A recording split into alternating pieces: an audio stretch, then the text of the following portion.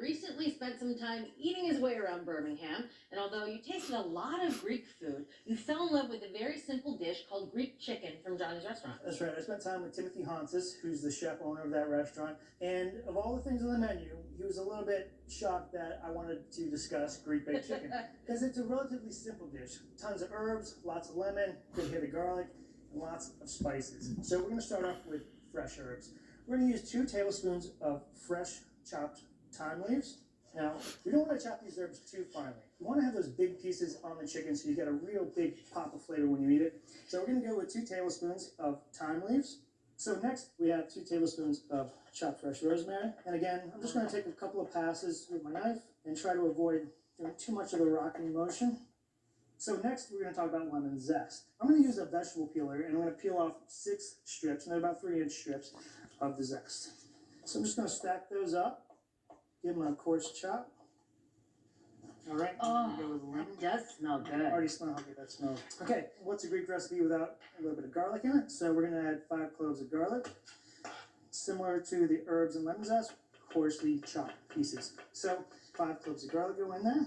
Okay, and now we're going to add to that a 1/4 cup of extra virgin olive oil, 1 tablespoon of kosher salt, and then we're going to add 1½ teaspoons of dried oregano.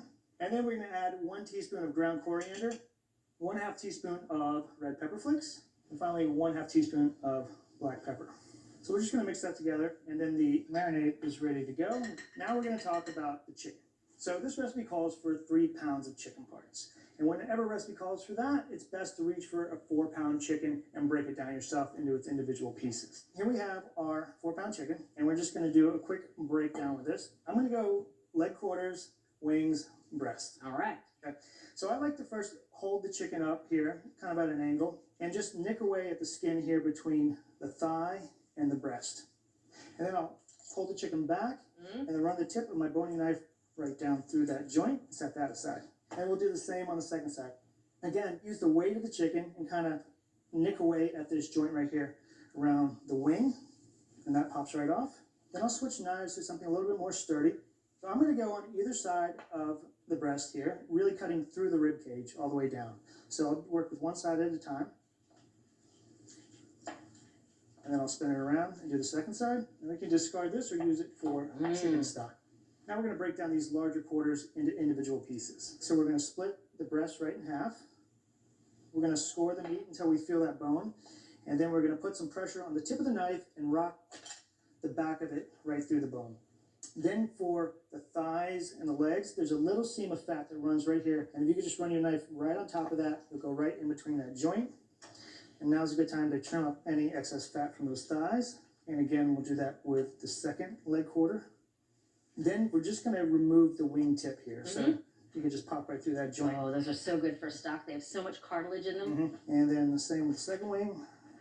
So this next move is something that I started doing at home because I don't have a lot of time to marinate chicken when I get home from work. What we're going to do here is we're going to score the chicken to let the marinade penetrate a little bit deeper and get in contact with that meat. So for the breast, we're going to cut 3 1/2-inch deep slashes straight across. We want to increase the surface area of the meat so the marinade's really going to stick. And with the thighs, we're going to make 2 slashes perpendicular to the bone, again about a 1/2-inch deep. Okay, and for the drumsticks, we're going to do 2 1/2-inch deep slashes, one on either side. The wings are small enough and thin enough that the marinade will work on those without having to tinker with them at all. All right. So we're just going to toss all this chicken in the marinade. You can see already those little slashes are taking in all those big chunks of herbs and garlic. We're going to cover it with plastic wrap, and we're going to refrigerate it for at least 30 minutes or up to 2 hours. But you don't want to go too much longer than 2 hours because there's a ton of salt in here, and it can get a little bit salty.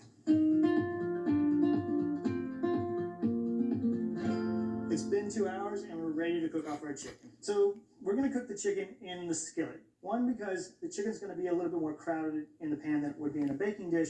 So all the juices that come from the marinade and then come out of the chicken are going to create a nice pan sauce for us at the end. They're not going to evaporate in the oven. Number 2, the skillet is broiler safe. We're going to broil the chicken at the end to get some nice browning on the skin. And the third, the skillet's got this nifty little handle here. Nifty. I don't know if you noticed that, but it's easier to move in and out of the oven. Okay, so the chicken is all positioned in there, and we're going to take all of our leftover marinade, and we're going to make sure we get all of that into the skillet. Oh, yeah. We've got the oven rack set about 6 inches from the broiler element, because again, we're gonna broil at the end. And the oven temperature is currently at 425 degrees. We're gonna bake the chicken for about 30 minutes until the breast meat hits 160 and then dark meat hits 175 degrees. It's been 30 minutes and we're ready to take a look at our chicken and give it a temp. Oh, it smells good. Julia, do you mind turning that oven to broiled for me, please? You got it?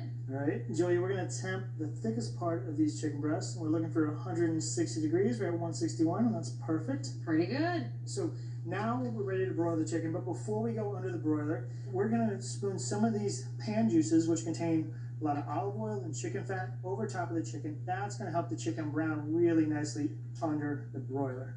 All right, so we've given each of these pieces a little bath in its own chicken fat and olive oil, Goodness. and we could throw it back under the broiler for about 3 minutes. And we want to pay close attention because, like anything you're broiling, it can go from perfect to burnt in a matter of seconds. So we'll keep an eye on it, and if we see that it's browning unevenly, we'll just give the skillet a bit of a rotation. Sounds good.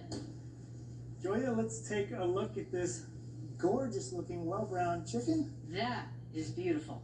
We are going to let this chicken rest in these pan juices for a good 10 minutes. And as it rests, some more of those juices will come out and really fortify our pan sauce.